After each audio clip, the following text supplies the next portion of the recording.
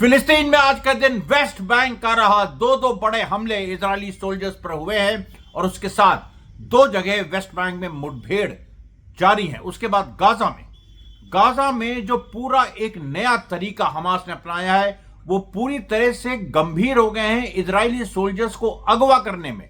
और आज कल रात और आज अगर मिला दिया जाए तो उसमें कम से कम 3 इजरायली सोल्जर्स मारे गए हैं और बुरी तरीके से मारे गए, स्नाइपर फायर से मारे गए हैं। उसके बारे में हम डिटेल बात करेंगे। उसके बाद यमन ने देखिए जो पहले मैजिक सीज को सिंक किया था उसका वीडियो सामने आया। फिर इटर्निटी सी को मैंने कल बताया था, उन्होंने सिंक किया जिसमें 4 क्रू मेंबर्स इटर्निटी सी के मारे गए। हाय तौबा मची पूरी दुनिया में कि कैसे यमन यानी जो चप्पल पहने हुए फाइटर्स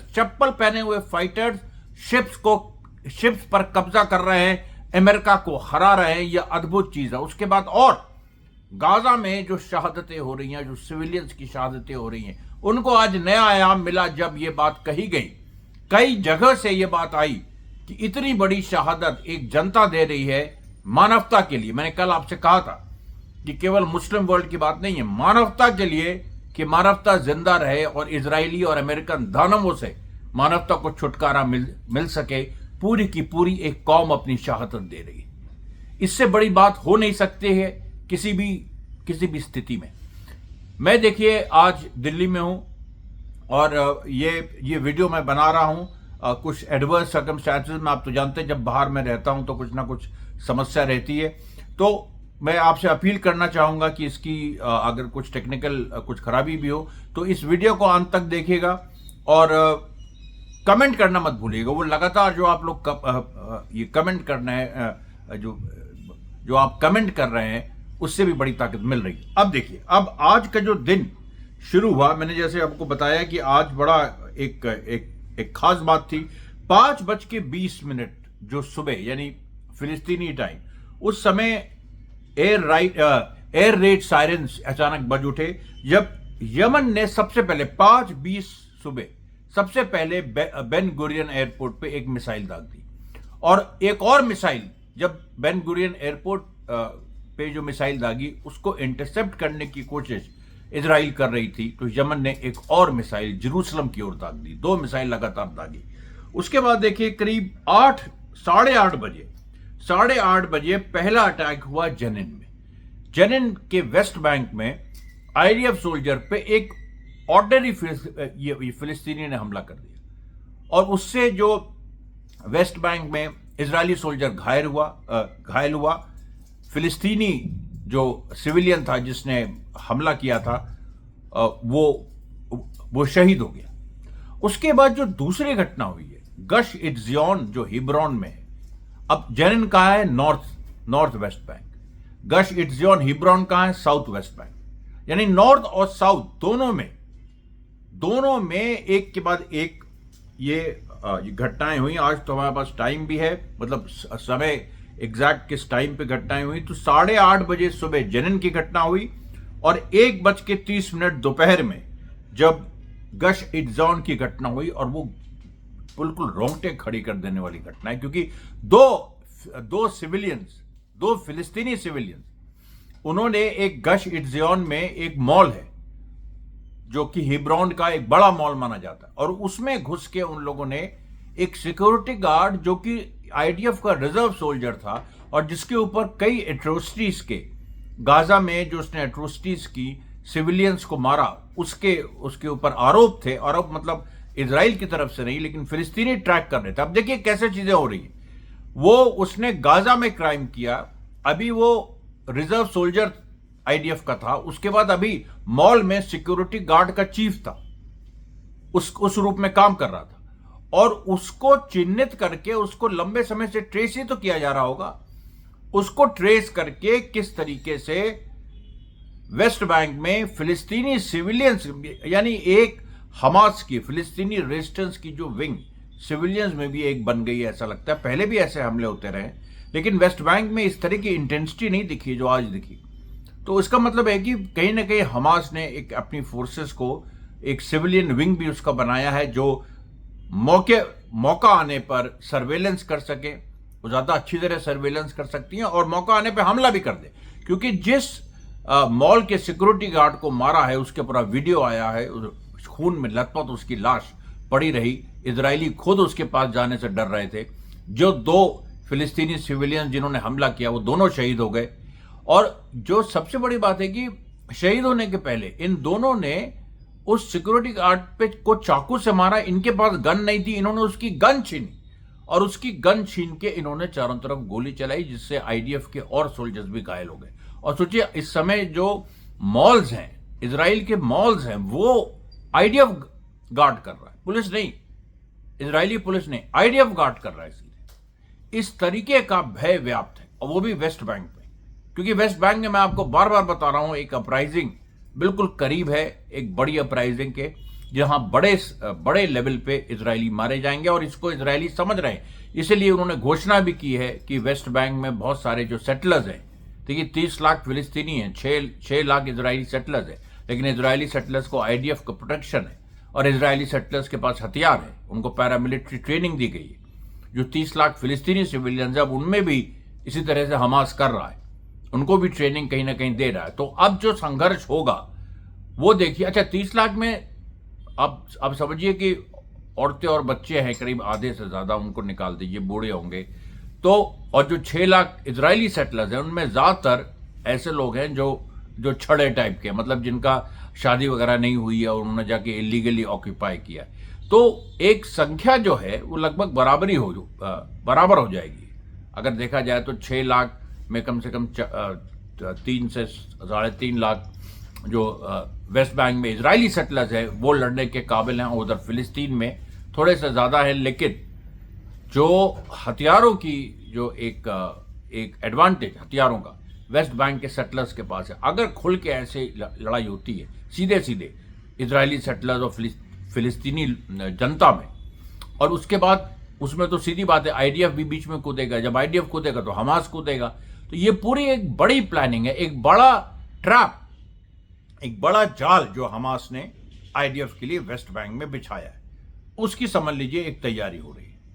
उसके बाद देखिए गाजा में जो मैं बता रहा था कि इजरायली सोल्जर्स को सीधे सीधे बंदी बनाने का अभियान चला हुआ है। और अबू उबैदा ने कहा था, ये जो बेत हनून में जो घटना हुई जिसमें 5 इजरायली सोल्जर मारे गए, उसी दिन कुछ कोशिश हुई थी कि कुछ इजरायलियों को बंधक बना लिया जाए, उसमें अगवा भी किए गए, अभी उसकी संख्या नहीं क्लियर है। लेकिन उसके बाद 2 ऐसी घटनाएं हो चुकी हैं। एक तो D9 बुलडोजर पे कल रात को कुछ हमास के फाइटर्स, 2 हमास के फाइटर्स, उन्होंने कोशिश की कि उसको कैप्चर करके कुछ इजरायली सोल्जर्स जो उसमें बुलडोजर में बैठे थे उनको कैप्चर कर लिया जाए। जब वो नहीं हो सका, इस तरह की स्थिति नहीं बन पाई, तो बुलडोजर पे चढ़ के उन्होंने वहीं पर मार दिया इजरायली सोल्जर को। उसके बाद स्नाइपिंग अटैक में 3 इजरायली सोल्जर मारे गए।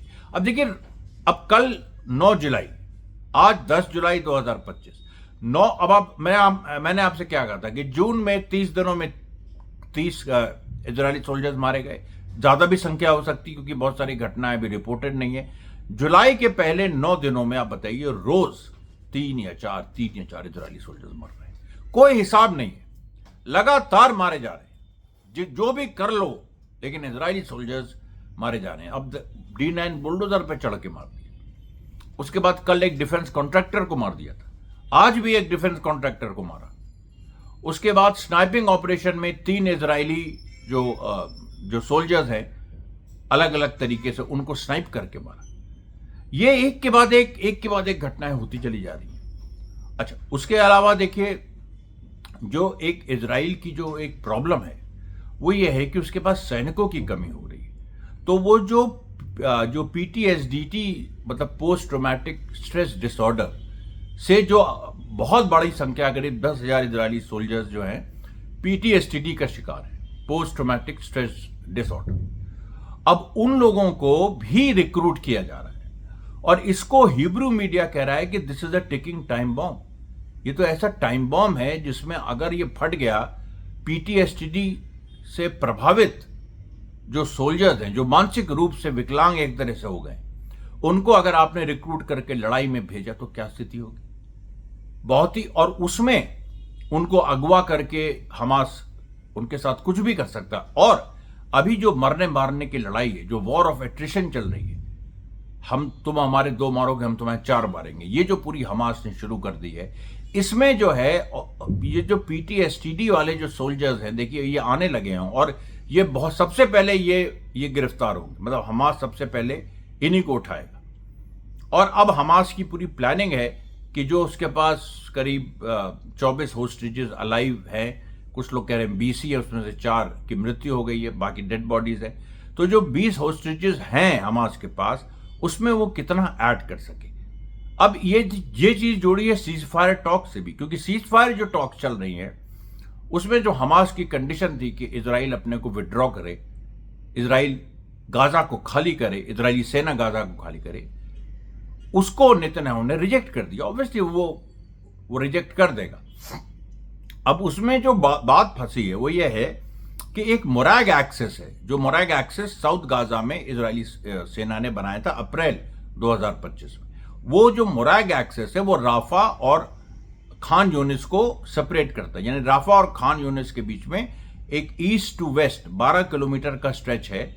ईस्ट टू वेस्ट, नॉर्थ और साउथ नहीं, ईस्ट टू वेस्ट, जो 12 किलोमीटर का स्ट्रेच है जिसपे इजराइल का कब्जा है। और मजेदार बात यह है कि ये चीज सबसे पहले ये 1967 के बाद जब गाजा एनेक्स किया गया था, जब इजराइल ने गाजा एनेक्स किया था, उसी समय मोराग एक्सेस को एस्टैब्लिश भी किया गया था। वहां पर सेटलमेंट्स बनाए गए थे, वहां पर वॉच टावर्स बनाए गए थे। वो सब डंडा संडा उखाड़ के, ईट गारा उखाड़ के और जो भी सरिया वगैरह उखाड़ के इजराइल को 2005 में खाली करना पड़ा।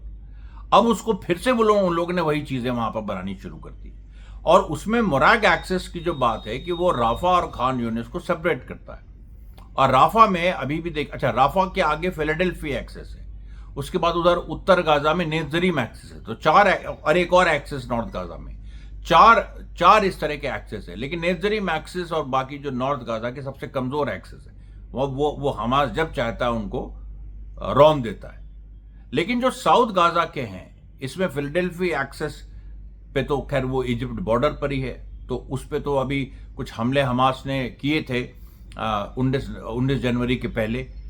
मोराग एक्सेस जो है उसमें जो राफा में से काफी जो हमास के फाइटर्स रिट्रीट किए, खान यूनिस की तरफ आए। इस समय खान यूनिस सबसे भयंकर लड़ाइयां वहीं चल रही हैं और उधर नॉर्थ गाजा में चल रही हैं। फिर सेंट्रल गाजा में भी शुजैया और तुफा जो इलाके हैं उनमें जबरदस्त संघर्ष चल रहा है। तो वो जो टैक्टिकली हमास ने मूव किया था कि वो राफा से खान यूनिस की पे आ जाए, अब हमास फिर से राफा की तरफ रुख कर रहा है। और हमास ने ऐसी कोई घेरेबंदी की है, नई टनल्स बनाई है जिसके बारे में इजराइल को इल्म नहीं है। और इजराइल ने इस बात को एक्सेप्ट किया। कल मैंने आपको बताया था कि वो कह रहे थे कि अरबिक और तमाम और चीजों को वो नहीं समझ पा रहे। तो ये जो पूरी बात है, ये जो मोराग एक्सेस है, ये लड़ाई का बड़ा सेंटर बनने वाला। और इसको नेतन्याहू नहीं चाहता है कि किसी भी हालत में इसको हम खो दें, लेकिन उसको खोना पड़ेगा, क्योंकि मोराग एक्सेस को अगर घेर लिया हमास ने, और उसको चारों तरफ से घेरने की जरूरत भी नहीं, उसको 2 तरफ से बस नॉर्थ और साउथ, क्योंकि ईस्ट और वेस्ट वो रन करता है ऐसे, तो उसको अगर ऐसे और ऐसे उसको घेर लिया, यानी जो राफा में हमास के कुछ फोर्सेस, रिजर्व फोर्सेस हैं, जिनको इसी दिन के लिए रखा गया कि वो इस दिन हमला करेंगे जब जरूरत पड़ेगी। अदरवाइज राफा में इजराइल ये मानता है कि उसने हमास के जो फाइटर्स हैं उनको उसने ढकेल दिया है खान यूनिस की तरफ, और इस तरह, और हमास ने भी इस तरह का इंप्रेशन दिया। लेकिन ये लड़ाई लुकी छुपी लड़ाई है। ये लड़ाई जो दिखाई पड़ती है वो नहीं है। इसमें राफा में एक बड़ा हिस्सा हमास का है, जो उधर फिलाडेल्फिया एक्सेस पे भी गाहे बगाहे हमला करता है, और इधर मोराग एक्सेस पे भी वो हमला करने की तैयारी कर रहा है। खास तौर पे जब से इजराइल के प्राइम मिनिस्टर नेतन्याहू ने, अभी वो अमेरिका से लौटे नहीं है, वहां पर उन्होंने एक स्टैंड ले लिया कि हम मोराग एक्सेस नहीं छोड़ेंगे, क्योंकि मोराग एक्सेस इजराइल की लाइफ लाइन है। अगर मोराग एक्सेस गिर गया तो उसके बाद इजराइल के पास गाजा में कुछ नहीं रह जाएगा, दूसरी डिफीट होगी। पहली डिफीट तो हो ही चुकी है, बल्कि तीसरी डिफीट होगी। पहली डिफीट तो 7 अक्टूबर को हो गई, दूसरी डिफीट 8 अक्टूबर 2023 से और समझ लीजिए 18 जनवरी 2025 तक जो युद्ध चला, महीनों 1 साल से ऊपर, और जिसमें 19 जनवरी को संधि हुई। फिर 18 मार्च 2025 को संधि नेतन्याहू ने तोड़ी, एक और हमला शुरू किया। उस हमले का जवाब हमास ने जून से बहुत ज़बरदस्त तरीके से देना शुरू किया। कई जगह से इजराइल को ढकेल दिया है। तो इजराइल का जो दावा है कि हमने देखिए मोराग एक्सेस बना दिया, एक और इस तरह से नेज़रीम एक्सेस बना दिया, लेकिन नेज़रीम के बारे में मैंने बताया कि वो तो हमास लगभग जीत चुका है। मोराग एक्सेस एक अकेला बचा है, उसको घेर के हमास ले लेगा तो उसके बाद इजरायली फोर्सेस के पास क्या रह जाए। उधर वेस्ट बैंक की बात मैं आपको बता चुका हूं, वेस्ट बैंक में बड़े पैमाने पे अपराइजिंग की स्थिति है। फिर देखिए यमन में जो यमन कर रहा है, देखिए वो रोज मार रहा है, और उसने दूसरी जो शिप इटर्निटी सी जो डुबो दी है, मैजिक सी डुबोई, इटर्निटी सी डुबो दी, उसमें क्रू मेंबर्स उसके इटर्निटी सी के मारे गए। यानी और यमन ने ऐलान कर दिया, यमन ने कह दिया कि दुनिया में सबसे बड़ी शहादत गाजा में हो रही है, जो बच्चे और औरतें, महिलाएं, पुरुष सब अपनी जान दे रहे हैं ताकि इजराइल और अमेरिका के जो नापाक मंसूबे हैं वो कामयाब ना हो, और वो अपने फाइटर्स का साथ दे रहे हैं। और हमास के फाइटर्स भी आधी अपना पेट काट के, बताइए, लड़ना, खाली पेट लड़ना, अपना पेट काट के लड़ना, अपना खाना अपने सिविलियंस को दे देना और लड़ना, ये कितनी बड़ी बात है। कौन कर सकता है? ये जो नफरती ब्रिगेड, चाहे वो ईरान विरोधी हो, चाहे भारत में अंधभक्त हो, ये जो बेकार की बात करते हैं, इनसे मेरा यही कहना है कि तुम लोग एक दिन समझोगे, नहीं समझोगे तो जो तुम्हारा हाल होगा वो अलग बात है। मैं कई बार उसमें चैलेंज कर चुका हूं। अगर एक दिन तुम लोग समझोगे कि इतनी, अगर इंसान हो तो, इंसान नहीं हो तो अलग बात है, इतनी बड़ी शहादत, और उसको बताइए केवल ईरान है जो समर्थन कर रहा है। और ईरान के बारे में भी देखिए जो पूरी बात सामने आ रही है कि ईरान में जो तैयारियां चल रही है, कम से कम देखिए यमन में तो और ज्यादा पहाड़ों के नीचे मिसाइल सिटीज बनाई जा रही, और ईरान के कुछ खास विशेषज्ञ यमन पहुंच गए। ये बड़ी खबर है। ईरान के विशेषज्ञ यमन पहुंच गए और वहां पर वो पूरी तैयारी कर रहे हैं कि यमन का फ्रंट जो ऐसा फ्रंट है जो इजराइल के लिए नासूर है। इजराइल कुछ कर नहीं सकता क्योंकि उसके नीचे है, साउथ की तरफ है। वहां पर इजराइल ने बहुत एयर स्ट्राइक्स की है कि कुछ उससे फर्क नहीं पड़ा, और यमनीज को कोई फर्क नहीं पड़ता है। यमन से अगर आप समुद्र से हमला करें, उसकी ज्योग्राफी ऐसी है, ईरान की भी उतनी एडवांटेजेस ज्योग्राफी नहीं है जितनी यमन की, कि वो जहां पर है वो बिल्कुल समुद्र उसके नीचे है, ऊपर रेत है, उस मतलब पूरा डेजर्ट है, सऊदी अरेबिया है। उसके बाद यमन के पास मनूवर करने के लिए बहुत बड़ा रूम है। ग्राउंड इन्वेजन यमन का हो नहीं सकता क्योंकि समुद्री रास्ते से ग्राउंड इन्वेजन होगा, यमन मारा जाएगा, ये जो भी इन्वेट करेगा वो मारा जाएगा। उधर से आप अगर मैदानी इलाके से हमला करने की कोशिश करेंगे तो सऊदी अरेबिया के थ्रू आपको आना पड़ेगा। सऊदी अरेबिया अलाउ नहीं कर रहा है, खासतौर पे तब जब वो ईरान से एक दोस्ती कर चुका है, जिसके बारे में कल मैंने बताया था। और ईरान से जो सऊदी अरेबिया की जो ईरान से दोस्ती हुई है नए सिरे से, जो चाइना ने कराई वो तो है ही, पर नए सिरे से, उसकी वजह से वो यमन से भी एक कोई ऐसी चीज नहीं करना चाहता है कि यमन को नुकसान हो, बल्कि यमन की मदद करने तक की स्थिति में सऊदी अरेबिया के कुछ तत्व हैं। मैं ये नहीं कह रहा हूं कि पूरी सरकार उसकी है, लेकिन कुछ तत्व जरूर सऊदी अरेबिया में ऐसे उभर गए हैं जो यमन तक से एक चाहते हैं कि यमन की वो मदद करें। अब इस पूरे माहौल में आप देखिए, अब इस पूरे माहौल में जो एक सिचुएशन बन रही है वो एक ऑल आउट वॉर की सिचुएशन बन रही है। इस चीज को, क्योंकि बहुत सारे लोग ये कहते हैं कि नहीं ऐसा हो रहा है, वैसा हो रहा है, तो अमेरिका इजराइल अब वॉर नहीं करेंगे, ऐसा नहीं है। अमेरिका इजराइल वॉर उनके एग्जिस्टेंस का सवाल है। वो युद्ध में जाएंगे, वो तैयारी कर रहे हैं पूरी, और ईरान पे फिर से हमला करेंगे और ईरान जवाब देगा, और ईरान उसके बाद ईरान की ग्राउंड फोर्सेस घुसेंगे, उधर यमन की ग्राउंड फोर्सेस घुसेंगे। आपसे मैं बार बार कह रहा हूं, सऊदी अरेबिया की इसमें महत्वपूर्ण भूमिका होगी, और सऊदी अरेबिया अमेरिका इजराइल के साथ नहीं देगा। तमाम अरब मुल्क अमेरिका इजराइल के साथ खुल के नहीं देंगे, चाहे शुरू में दें, बीच में पलट जाए, कुछ भी हो सकता है।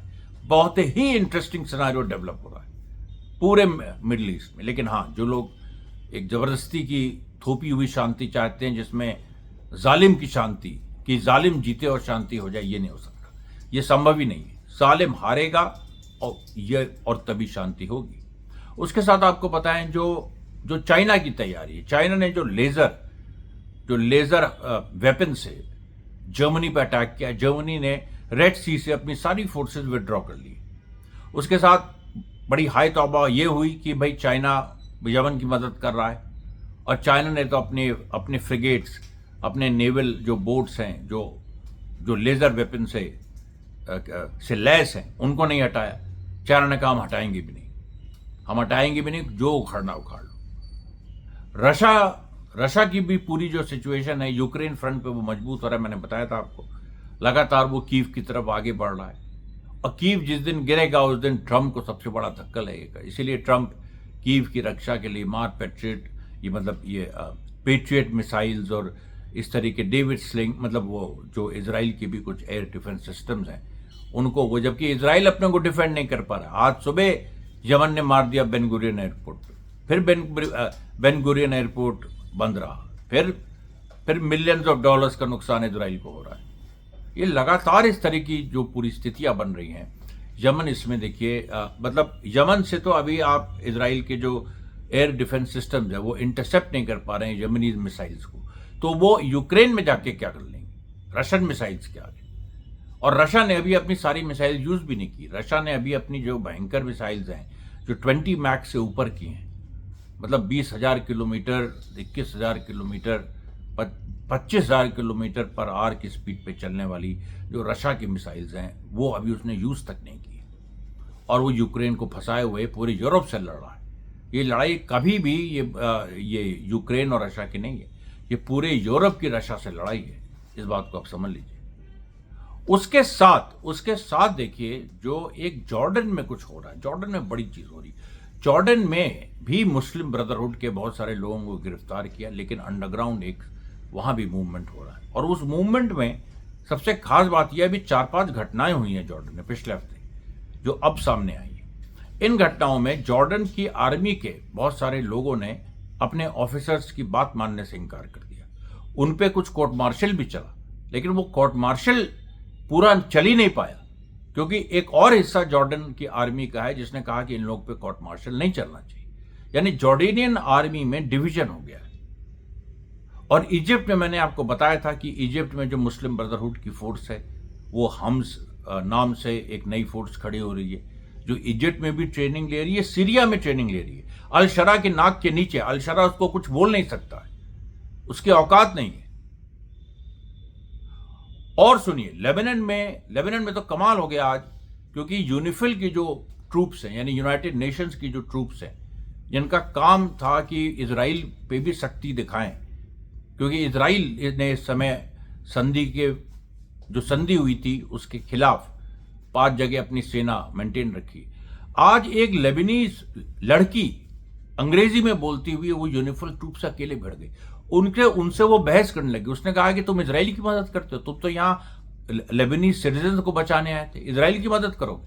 तो उन्होंने कहा कि नहीं, तुम सिक्योरिटी काउंसिल नहीं हो, तुम कौन होती हो बोलने वाली? तो उसने कहा हम ही हैं, हम ही को बचाने के लिए तुम आए थे, हम लेबनान की जनता हैं। तो उसने कहा कि नहीं, हम क्या कर लें, अब इजराइल अगर ऐसा कर रहा है तो हम उसमें क्या कर सकते हैं, हमें कोई इस तरह का ऑर्डर नहीं है। तो उन्होंने कहा कि ऑर्डर नहीं, तुम्हारे अंदर इंसानियत तो है। अगर इंसानियत है तो उसके हिसाब से काम करो। अपनी कॉन्शियंस को, अपनी आत्मा की आवाज को सुनो।